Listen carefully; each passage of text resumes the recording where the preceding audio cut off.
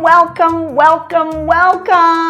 to the second annual Akada Children's Book Festival. Last year it was fun and outdoorsy. So we may be indoors this year. We are set to still bring you fun, learning, development, and more fun. Whoosh! My name is Joyce Daniels and I am your MC today and tomorrow. Before any further activity, we must bring up the woman who has worked tirelessly to ensure that this festival comes to you at the comfort of your devices. She's none other than the seasoned Olubunmi Aboderin Talabi.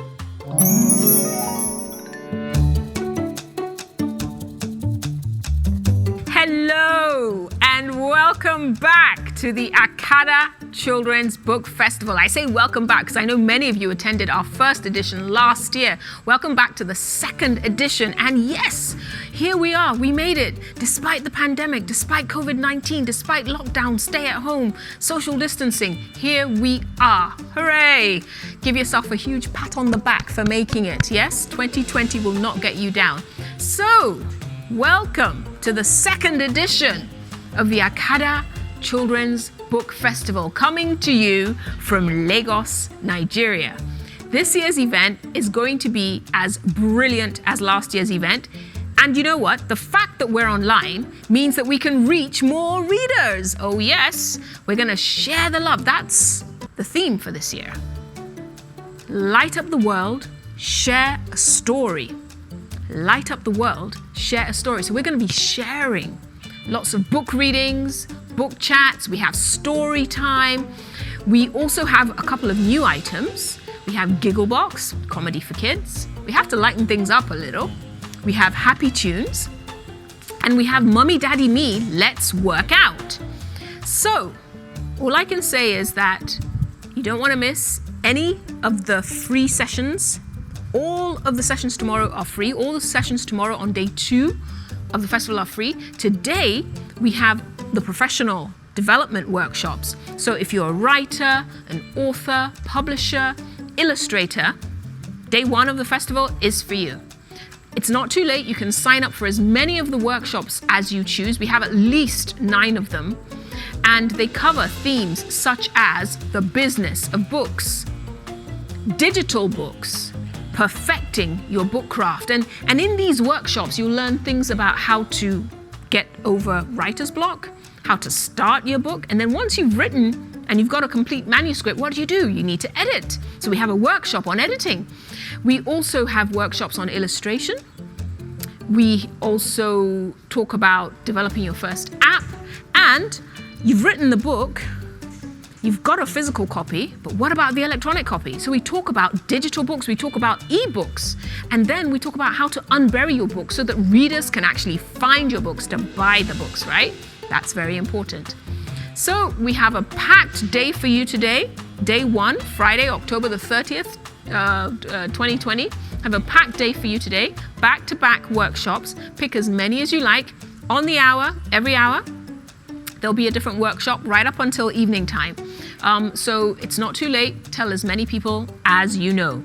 Before I go, I want to say a big thank you to our sponsors and our partners. And I'll name just a few: Flutterwave, NNNG, Clout, Wazobia FM, Punch, Children's International School, Corporate Dance World. Thank you for supporting this event. Without you, it would have been a lot tougher. We're really glad that you're on this journey with us. So once again, enjoy all the workshops today.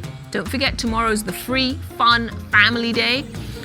Tell everyone you know, and we look forward to seeing you at as many sessions as you can make of the Akada Children's Book Festival from Lagos, Nigeria. Bye-bye.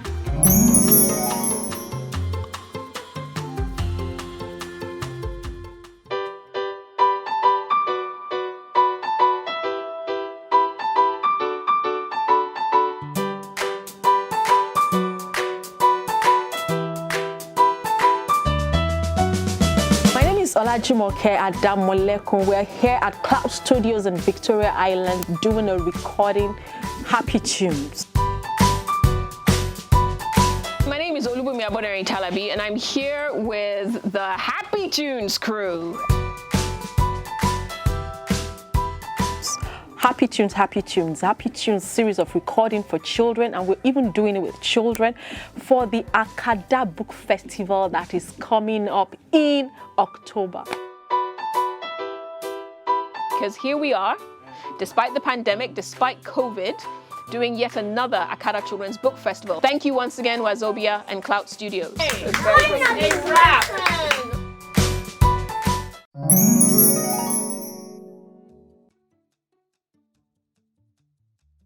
This session is like a 3-course meal where all meals are loaded and filling.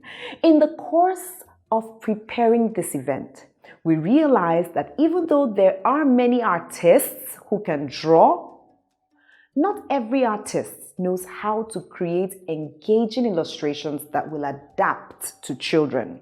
So in these sessions, 3 seasoned artists show you the tricks of the trade.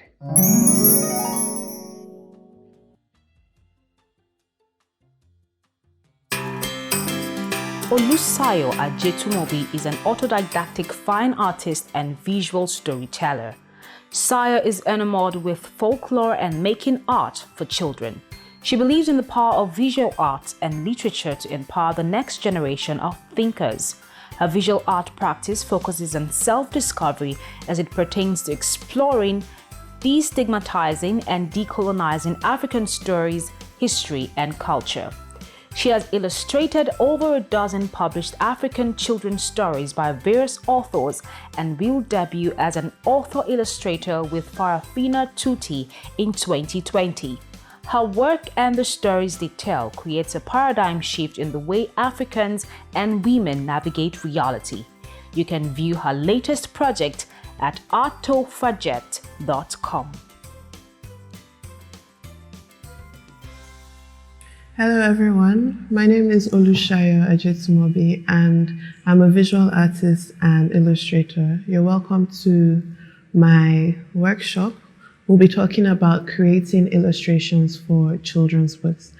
Now, I started creating illustrations for children's books in 2017 when a publisher reached out to me. They had seen my work on Instagram and they liked it and they asked me, I have a book, would you like to illustrate it? At the time, I had no experience, and being a self-taught artist, I think it just sounded interesting and exciting to me. So I was like, yeah, sure, I can do it. So I got the job and I fell in love with illustrating for children. It was the most fun, the most enjoyment I had experienced with making illustrations. So over the last 3 years, I have gone from just illustrating stories to actually writing my own stories and illustrating them. And over the years, I have learned a lot, and I'm going to share some of the things that I've learned with you, and I hope that this will make your journey easier.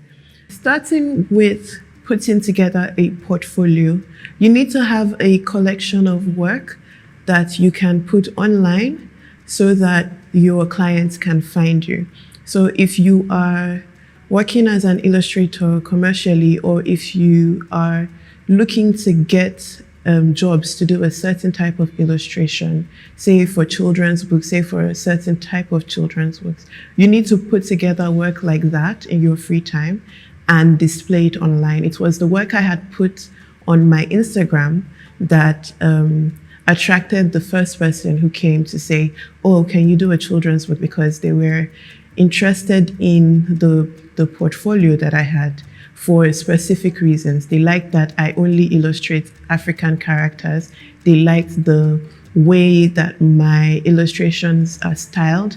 They're not too realistic, not too cartoony. So that was what the client was looking for. And if I did not have work like that already showing online, then they would not have known to reach out to me. So it's important that you put something out there to get the people you want to work with interested in you. You have to put out the kind of work you want to be hired to do.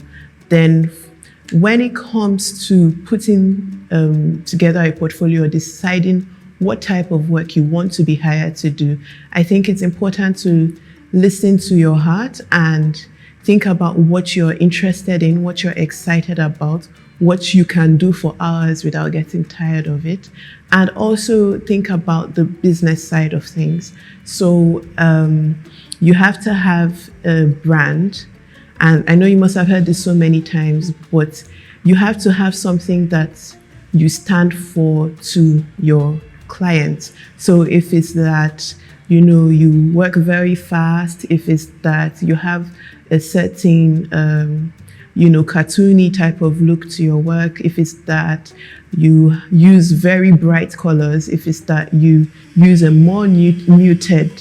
So for me, my brand and the appeal that my work has on a business side is that I create illustrations that have international appeal.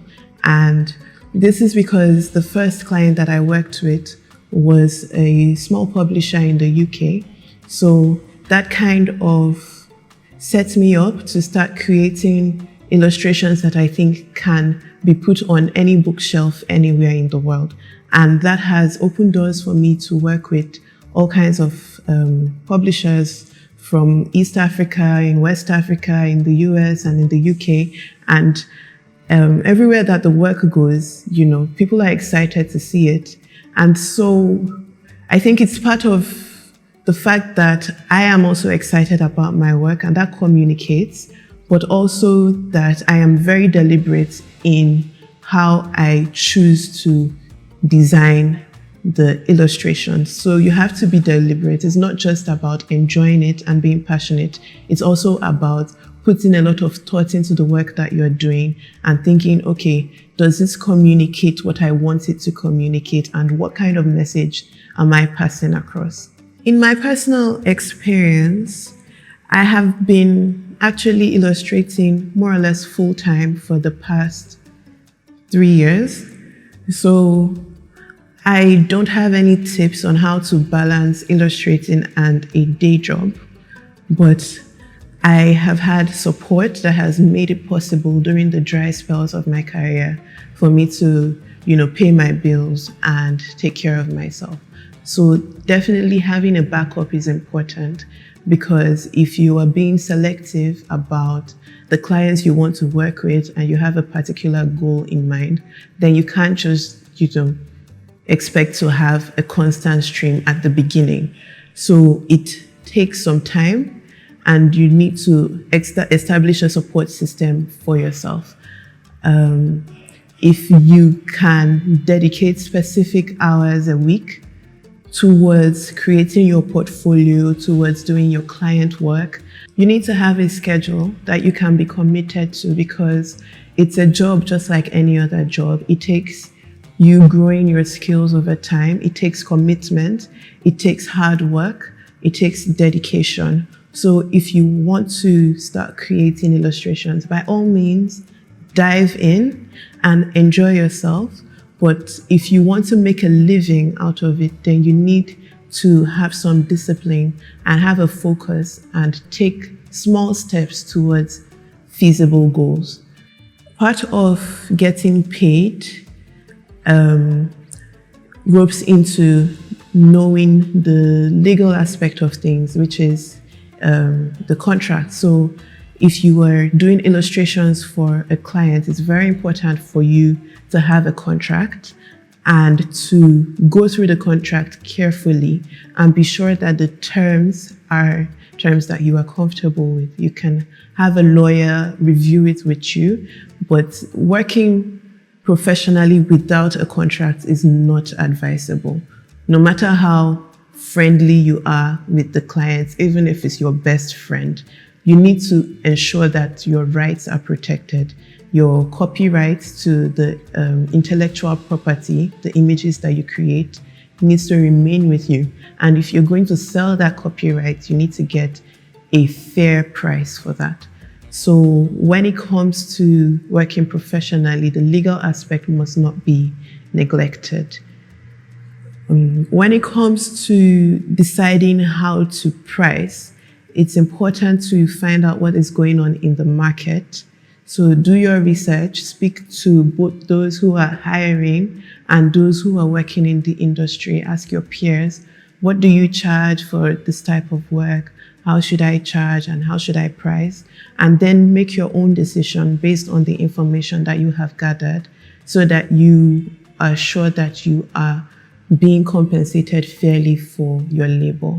So typically the process is that a client reaches out to you, but sometimes you can actually reach out to a publisher that you're interested in working with and send them your portfolio and, tell them, this is what I do, this is what I want to do for you, and this is how I charge. But typically a client will reach out to you and they will tell you, this is the project I have and this is what I want you to do for me. So you go over the brief, and if you're interested in working with them, you let them know what are your terms. Then you have the contract, which you review, and I advise you to have a lawyer review that with you. And when you have signed the contract, then you get right into the work. So you start with making sketches, which you can show your client to be sure that you both are on the same page, because, it's when you read a story, you have one picture in your head of what it looks like, and your client has another picture. So you might need to start with even the designs for the characters in the story. What are they going to look like? And you share that with the client. And when you're sure that you are both on the same page, then you can really dive into the work, move from sketching to actually creating the full pictures. And it's good to give your client a realistic schedule. A lot of illustrators like to, say at the start, they think, if I tell my clients it's going to take me 3 months, they won't want to work with me. Or, if I tell the client that I'm going to do this in 2 weeks, then they'll pay me more. But you have to be realistic. I think in my experience, clients appreciate it a lot if you stick to what you say. And that is part of, something that I have practiced and I have seen the results. They are very eager to recommend you to people when they know that you said you will do it in 2 weeks and you did it in 2 weeks. Or you said you would do it in 1 month and you did it in 1 month. And you need to make sure that the communication lines are always open. So if you can see that there is a delay coming up, something that you thought won't take you as long is taking you longer, before it's too late, before you're already at the deadline, you let your client know that things are starting to take longer than I expected. I'm going to need an additional 1 week to the deadline that I have given you. So definitely communication skills are very important as an illustrator, not just visual communication, but also, writing emails and talking on the phone with your clients. After you have done your illustrations and you have sent them, and do make sure that you have gotten a deposit first. I forgot to mention that before you dive into the work, it's advisable to get a deposit. So when you have your contract signed, usually you would sign to get 50% upfront and 50% at the end, or whatever agreement that you come to with your client. You get your deposit, you do the work, and then you get your last payment. And you wait some weeks or months, or sometimes even up to a year before you get, the book copy in your hands. But all the waiting and all the work, it's always worth it, because I know how I feel whenever I hold a copy of a book that I have illustrated in my hands for the first time. It's such a joy just to see it in real life, and to imagine, all the children who are looking at these pictures and reading the story and how excited they are about, literature and about expanding their imagination and their vocabulary. You're creating an impact that goes way beyond your lifetime. So it's worth it to do it right. Thank you for listening. So I'm open to take a few questions now.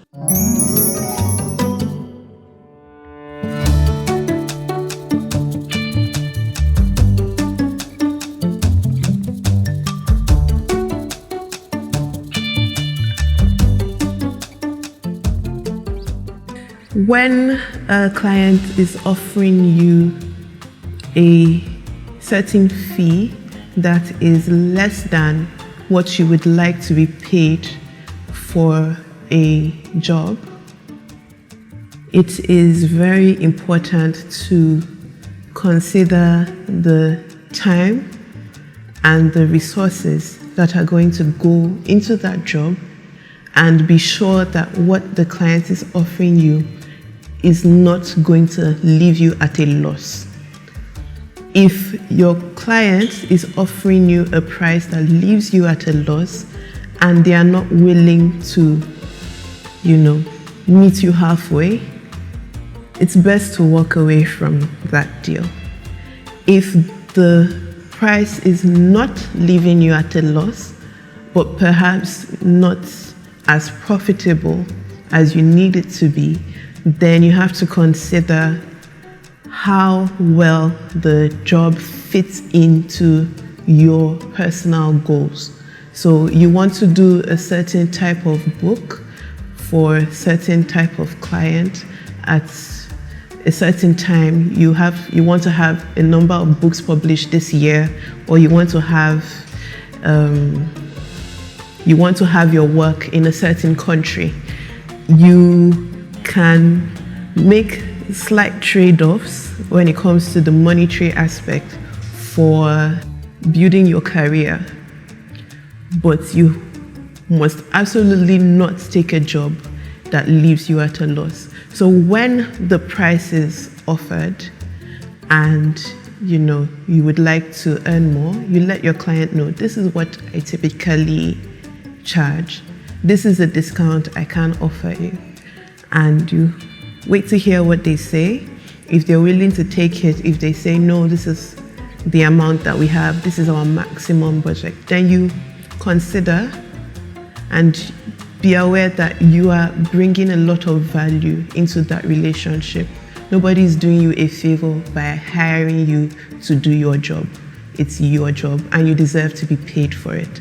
So have that in mind and go for a situation that would make you happy. Don't ever go into a deal where you know that you will walk away with pain in your heart and bad wishes for the client. Whatever relationship, whatever contract that you agree to, you have to be able to do the job with good faith, put forward your best performance, and be happy with the outcome.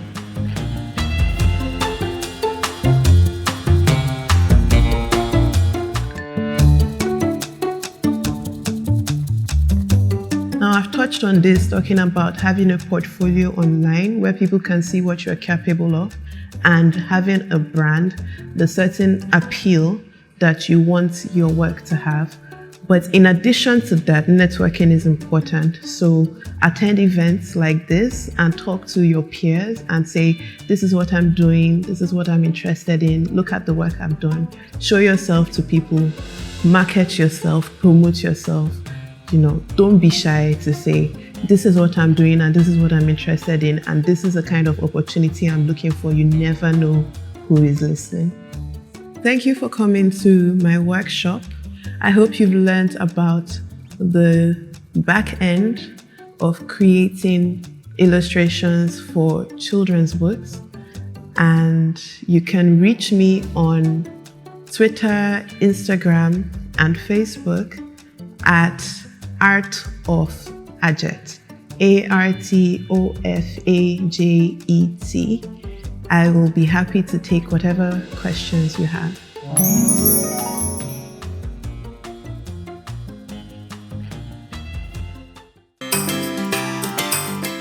Frances Adeshina is a prolific illustrator whose drawings have brought to life over 15 children's books, including Bantu the Big Fat Bully, Super Brain Boy, Kolo Banks, Happy Jappy and the Wisdom God, Every Day is a Happy Day, Bantu and the Bush Baby, as well as the recently released Mama Safety, Go Go Germ Go. Frances is also an author, a publisher, a talented portrait artist, cartoonist, caricaturist, and a successful brand strategist.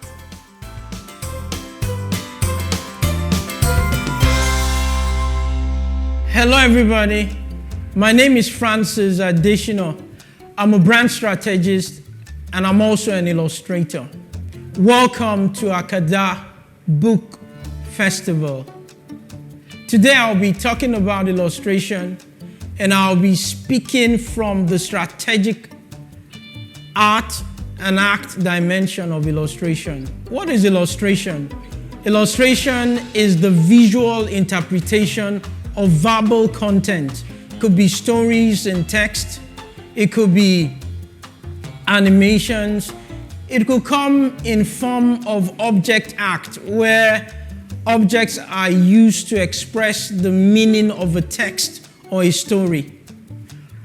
What are the importance or the purpose of illustration? The importance is critical because if you know the purpose, you will know how to create illustrations. I will also want to demystify the perceptual definition of illustration. Most of the time when you hear illustration, you think about drawing, you think about painting, but illustration is beyond painting and drawing. It's all about creativity in amplifying or emphasizing the meaning or the drama within a story. So if you're not an artist, if you're not somebody that knows how to draw, you can still create illustrations. So let's get back to the purpose of illustration. First purpose is that every illustration must be captivating enough to motivate, to inspire, and to encourage a reader to read a book. Like we know, people read or are attracted to a book by its cover.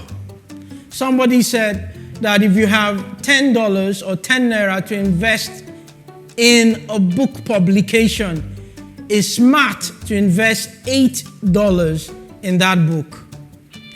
I will boldly tell you that the highest chunk of that $8 should go to the illustrator. So every illustration, especially on the book cover, something like this or like this, must be destructive enough to attract a prospective buyer or a reader. Imagine this title, Bantu, the Big Fat Bully. This is Bantu the Bully, and from the illustration we can depict that the bully is naughty, rude, and also fat. That attitude is enough to pull you into the book. Then 2, illustrations within the text or inside the book must be strong enough to ensure that the reader pays attention. That's 2. Then 3, illustrations within the book must also be strong enough to emphasize or amplify the meaning of the story. It means every illustration in the book should show what the author is saying. Then also we have every illustration in the book, like I said, must motivate. It means it should pull out enough energy within the reader to ensure the reader keeps reading that book. Every illustration must also be strong enough to ensure that the reader can recall the story. Even if they forget the text, the pictures or the visual interpretation of the text must be strong enough to ensure that the reader can recall the story. One of the core rules in writing and in book publishing, especially when it comes to children, authors are advised to follow this rule of ensuring they show what they are saying than telling what they are saying. So every illustration must reinforce that rule. It means the responsibility or the purpose of an illustrator is also to emphasize that rule. So I've given you 5 major purpose or importance of illustration. Now going back to how to illustrate. There are different types of illustrations. There are sketches. You can sketch just lines.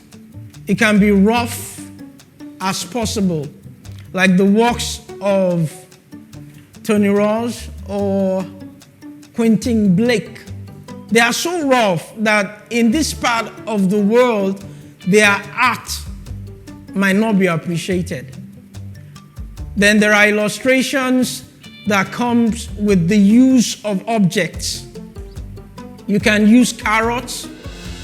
Imagine carrot cut into 2, can be used as nose and buttons as eyes. You don't need to know how to draw to do that.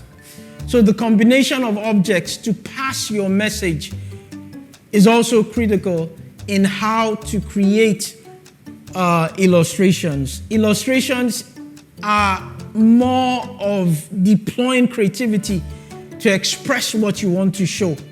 So we could also have illustrations with the use of fabrics, textiles, like dolls, in telling stories. Paintings also fly. Then it is also critical that the psychology of colors should also be put into your art when you illustrate. Colors are psychological. They could express or touch the emotions of readers depending on how these colors are strategically deployed. But most importantly, every illustration must be strong enough to capture the reader, powerful enough to suck in the reader and bring the reader into the environment or the ambience of the story. Illustrations are the color magic every author or every reader needs in any story. Thank you.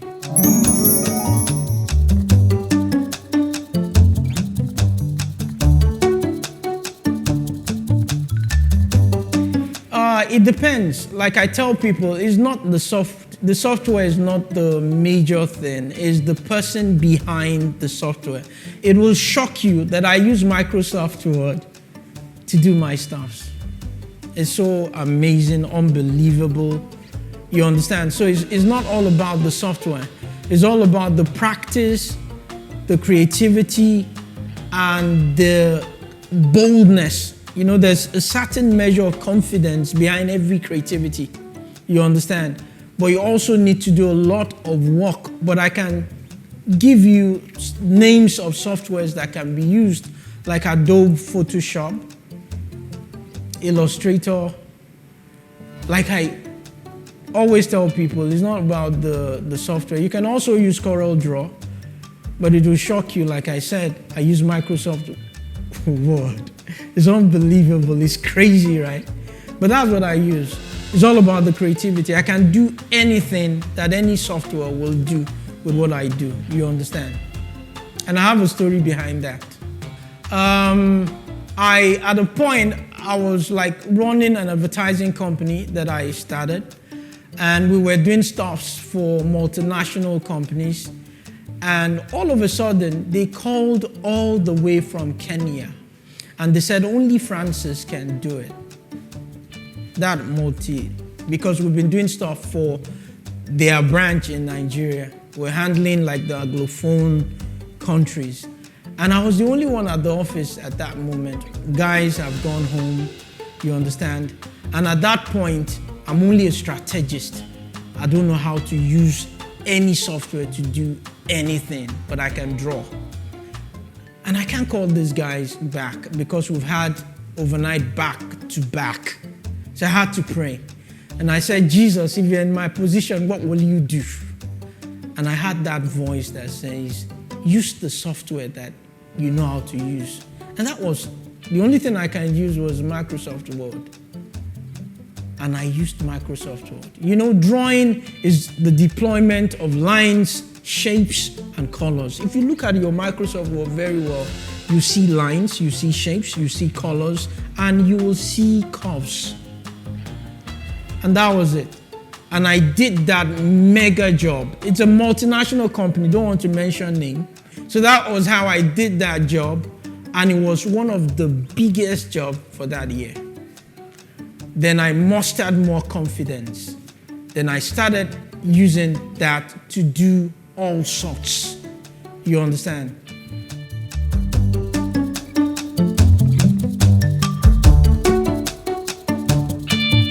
The definition of education should be redefined. You understand? Education within the confines of classroom, maybe formal education, I would say you don't really need that. When it comes to creativity, it has to do with inward learning, observation, the ability to bring out those things that you will not normally see outside your insight. You understand what I'm saying? And the confidence to bring it out. So one thing I'll just say is education beyond classroom is required. Daily learning. You understand? And the ability to also unlearn what you've learned and relearn what you're seeing that others can see, and the ability to bring it out. For example, the use of Microsoft Word. Nobody taught me how to do that. You understand? But I learned that within. You understand? And I had the confidence to still bring it out. You understand? Nobody will believe this. But I was bold enough to bring it out. Nobody will believe all this. It's unbelievable. You understand? But I learned. I studied. I also read. You know, I'm also a strategist. I also learned the psychological implication of colors, of some lines. Should it be thick? Should it be thin? What's the effect? You understand?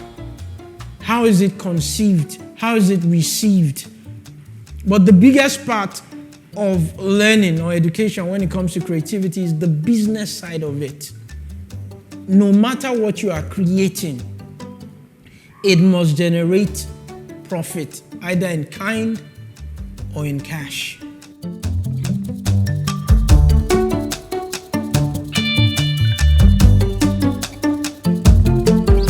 Like I said, illustration is beyond drawing. If you're struggling with drawing, leave drawing. You don't need to know how to draw to illustrate. The beauty of illustration comes out from the power to create a certain measure of expression, to interpret, like I said, a text or a verbal content. So you need to find your niche in the space of what is called illustration. You might be fantastic when it comes to object illustration. The place of using maybe a bottle top, textile to create, then you will now like scan what you've done into the computer, then it will now be used as part of the story. So you need to find your niche. It's like locating your grace field, you understand, where you will naturally create amazing stuffs. You need to first of all find your space, then it will be easier to learn and grow in that space. Thank you for listening. Hope you've learned one or two things from what I've just said about illustration. Like I said, everybody can illustrate. And I believe with these few words of mine, you have been empowered to create and to express that creativity within you to interpret text, content, or article. Stay tuned to Akada Children Book Festival. You can connect with me on my Instagram page at Francis Adeshina. Thank you once again.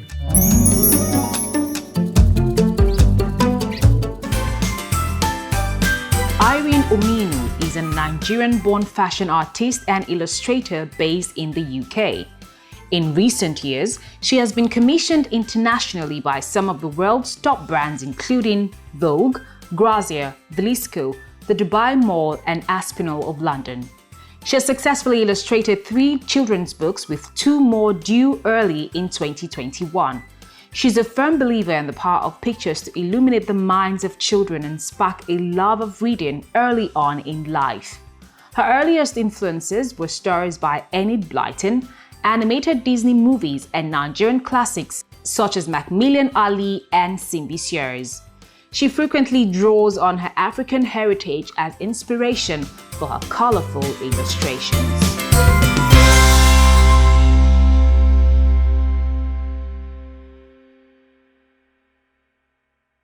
Hello everyone, my name is Irene Omiunu. I'm an illustrator and I'm very excited to be at Nigeria's first book festival specially dedicated to children, the Akada Children's Book Festival 2020.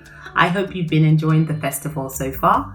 I know I have, and I'm also looking forward to hosting this session on how to illustrate children's picture books. There's lots I want to share, so let's get straight into it. I'm going to be sharing today in this session about how to illustrate children's picture books.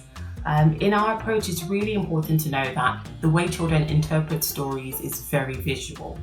Early book readers, they're not very well versed with big words or things like that. So it's really important to have the right visuals to accompany the words of the author so the child understands what the story is about.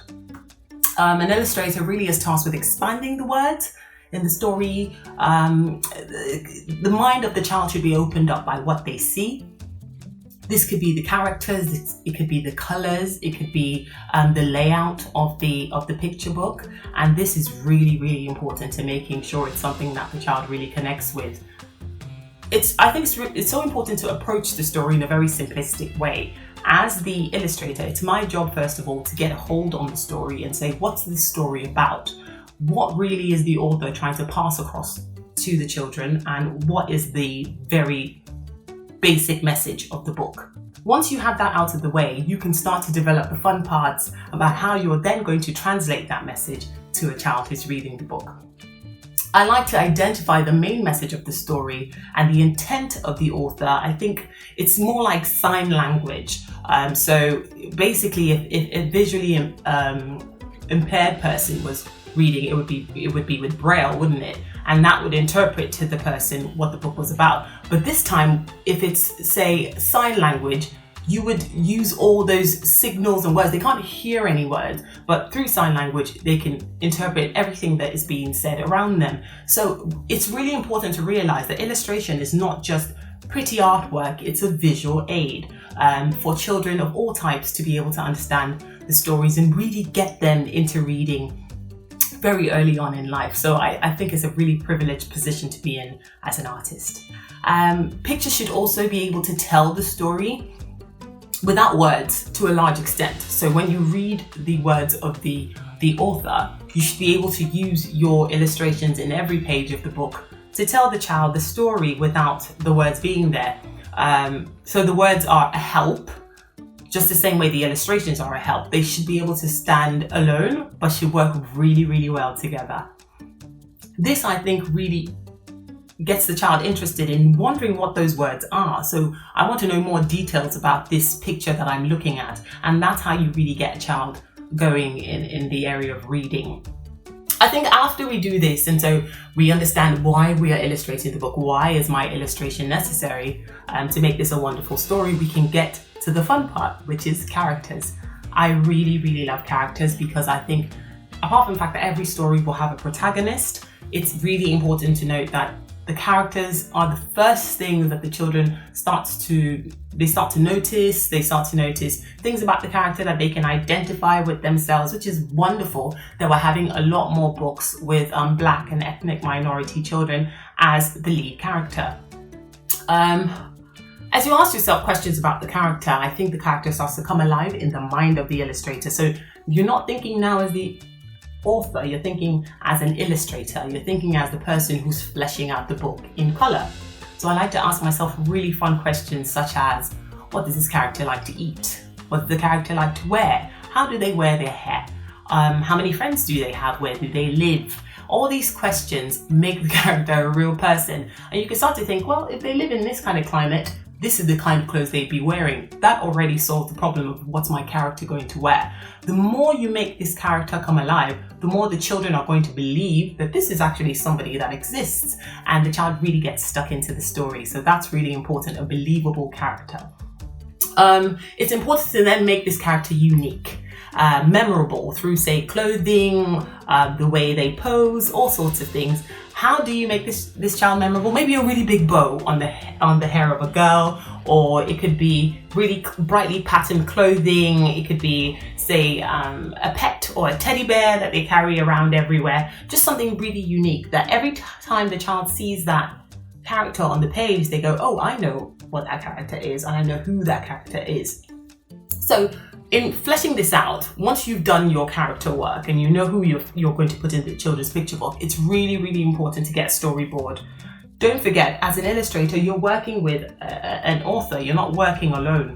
So a storyboard is a sequence of events in picture form, which will inform your author about what you're going to do and how you're going to make this story play out. This is used in film, in many different industries, and it works very well, which is why it still exists today. So you start your storyboard from the first scene, depending on how many spreads you have in the book, how many pages you have in the book, and work through the whole story. You can then begin to tweak it and say, oh, well, I don't think this will work in this part. I think we should highlight that part. It just gives you a way to discuss the issues with your author, and everybody's on the same page, which saves you a lot of time and a lot of work. So you're keeping the author in the loop. People really forget it's not just about drawing pretty pictures, it's about keeping the author always on the same page with you.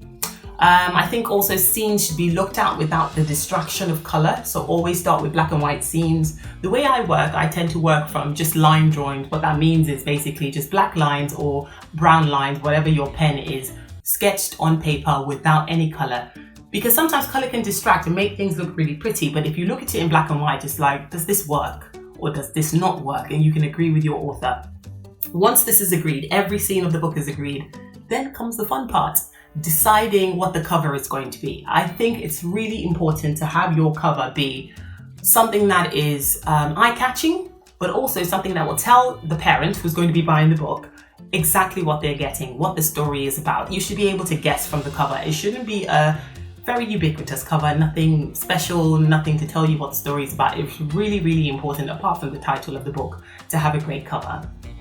I think last of all, it's really also important to add unique details, just to give yourself a little bit of a handwriting as an illustrator. Always have something special you put in every book, whether you like to hide a character somewhere, or the way you use your strokes, your brushes, whatever it is, it's important to have a unique signature, and don't shift from that from book to book, or people won't be able to identify your work. And I think it's really important that people can identify your work.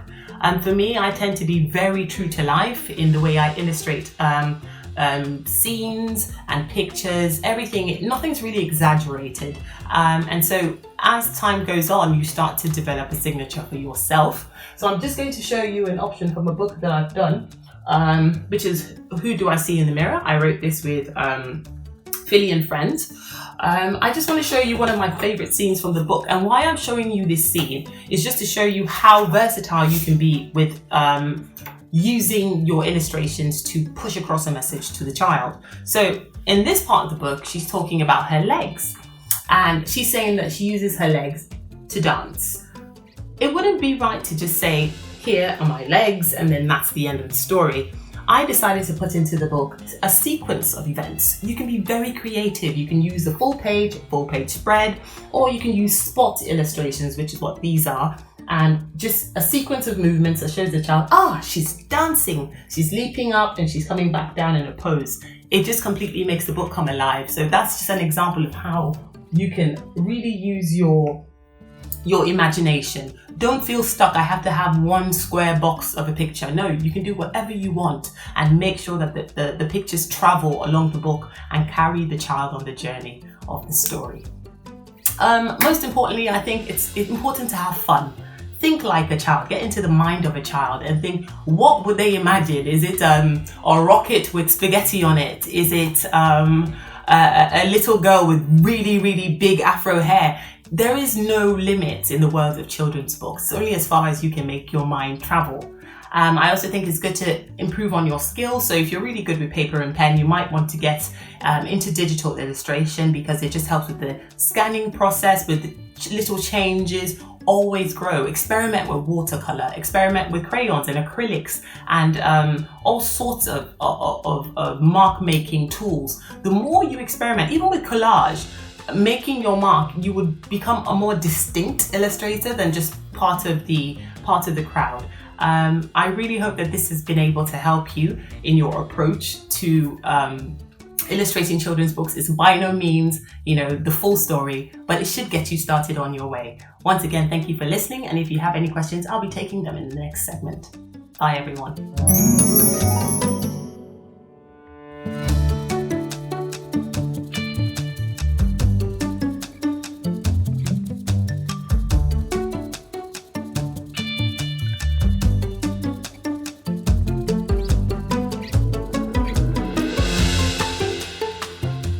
And my answer to this is always dialogue, dialogue, dialogue. You just have to really speak with each other, that's the author and the illustrator, making sure you're communicating your points of view and seeing where there can be compromise. If there are really important parts of the story that mean a lot to the author, I do think that should be accommodated within the visuals of the picture book. And also the author should try to listen to the illustrator's point of view in terms of the creative aspects and maybe rules of design and a layout that might do justice or better serve the story and make sure that we have a good product at the end of the day. So it's really all about speaking to each other, listening to each other, and hopefully at the end of the day there will be a compromise and a happy ending.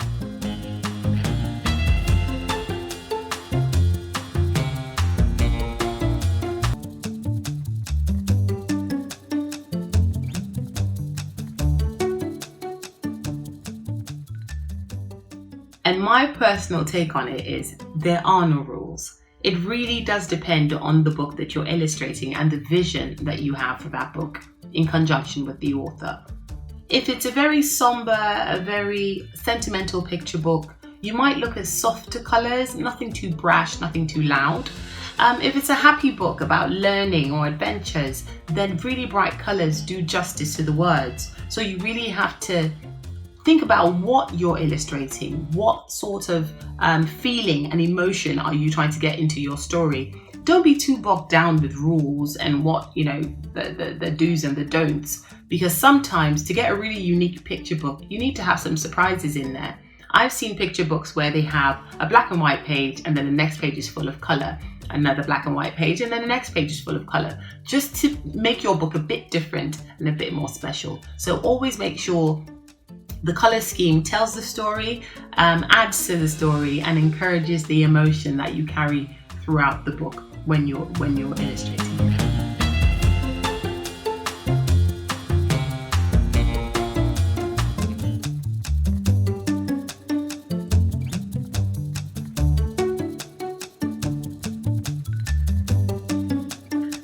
I think in any creative process there will be starts and stops. Sometimes you feel really full of creativity, full of ideas, and it's easy to illustrate the book. At other times you feel like you've run out of energy or you've run out of ideas. It can definitely be overcome, and I've experienced it myself. And I think the best thing to do at such times is not to force your way through. Step back from the book, step back from the images you've created, and really do something that you enjoy. Do something creative. Another thing I do is I like to browse through the library or a bookstore, look at other illustrated picture books, note down what you liked about it, what you did not like about it, And I think watching animated films and movies, all those sorts of things really gets your creativity going again. And just when you feel like you had a bit of a rest, get back to the project and you'll be surprised that you have many new ideas. So that's personally how I overcome illustrator's block. Well, I really hope this session has been very helpful and you've learned something about the process of illustrating children's picture books. I hope you've enjoyed it. I've enjoyed hosting it. And if you have any other questions or you want to learn something more or you want to connect with me, you can follow me at the Picture Book Studio on Instagram and I'll be happy to answer any of your questions there. Thank you so much and enjoy the rest of the festival.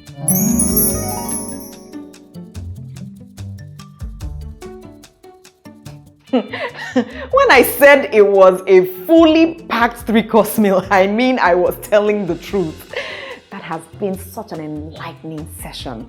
There are certificates for this workshop that will be sent to you. Please fill the feedback form and there's even a memento of this workshop that will be sent to you via email.